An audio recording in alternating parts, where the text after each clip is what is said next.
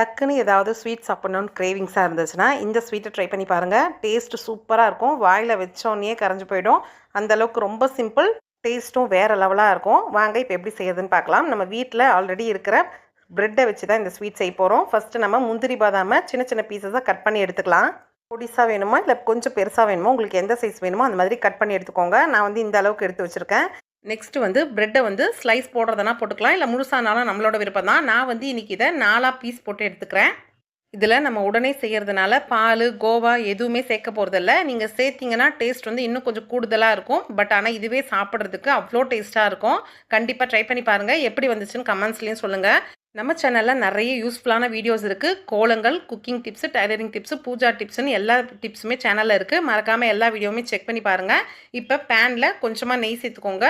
Next நம்ம cut பண்ணி வச்சுருந்த முந்திரியை சேர்த்துக்கலாம். முந்திரி கொஞ்சம் கலர் மாறினதுக்கப்புறமா நம்ம பொடியாக கட் பண்ணி வச்சுருந்த பாதாமியும் சேர்த்துக்கலாம். உங்களுக்கு விருப்பம் இருந்ததுன்னா திராட்சை வேணாலும் சேர்த்துக்கலாம். நான் இன்றைக்கி திராட்சை சேர்க்கலை. கொஞ்சம் கலர் மாதிரி பொன்னிறமாக வந்தோடனே இதை தனியாக ஓரம் எடுத்து வச்சிடலாம். அடுத்து பேனில் கொஞ்சமாக நெய் சேர்த்துட்டு அது கூட ஆயிலும் சேர்த்துக்கோங்க. நம்மளுக்கு நெய்யோட வாசனை கலந்து டேஸ்ட் நல்லாயிருக்கும். இப்போ ஆயில் மிதமான தீயில் வந்ததுக்கப்புறம் நம்ம கட் பண்ணி வச்சுருந்த பிரெட் ஸ்லைஸை பொன்னிறமாக 2 பக்கமும் ரோஸ்ட் பண்ணி எடுத்துக்கலாம். நிறைய பேர் வந்து இந்த மாதிரி பிரெட் ரோஸ்ட் பண்ணுறப்ப நம்மளுக்கு வந்து எண்ணெய் நிறைய குடிக்குது அப்படின்னு சொல்லிட்டு கம்ப்ளைண்ட் சொல்லுவாங்க. நீங்கள் தீயை வந்து கொஞ்சம் ஃபாஸ்ட்டாக வச்சுட்டு நீங்கள் ரோஸ்ட் பண்ணி எடுத்திங்கன்னா நம்மளுக்கு வந்து அந்தளவுக்கு எண்ணெய் குடிக்காது.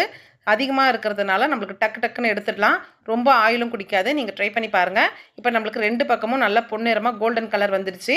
நல்லா எண்ணெயை இருத்துட்டு நம்ம எடுத்துக்கலாம். பாருங்கள், கொஞ்சம் கூட நம்மளுக்கு ஆயில் குடிக்கலை. நீங்கள் யூஸ் பண்ணுறப்ப நான்ஸ்டிக் பேன் இருந்ததுன்னா யூஸ் பண்ணிக்கோங்க. அப்படி இல்லைன்னா தீயை வந்து கொஞ்சம் இந்த மாதிரி ஃபாஸ்ட்டாக வச்சு உடனே போட்டு உடனே எடுத்துட்டோன்னா நம்மளுக்கு ஆயில் குடிக்காது.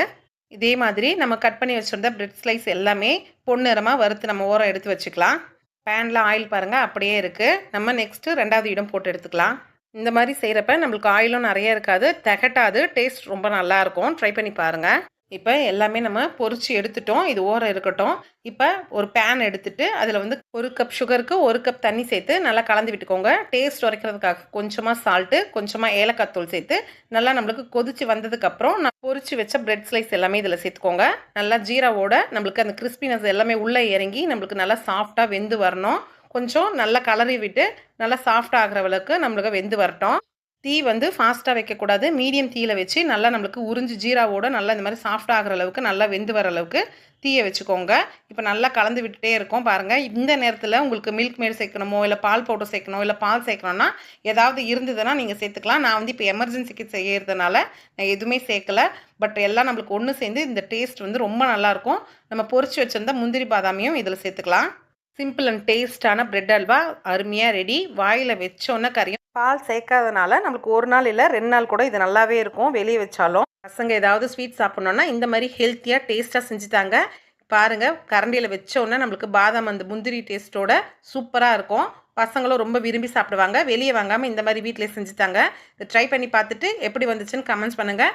நம்ம சேனலில் நிறைய யூஸ்ஃபுல்லான வீடியோஸும் இருக்குது, செக் பண்ணி பாருங்கள்.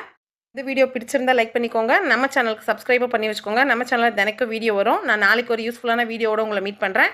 தேங்க்யூ ஃபார் வாட்சிங்.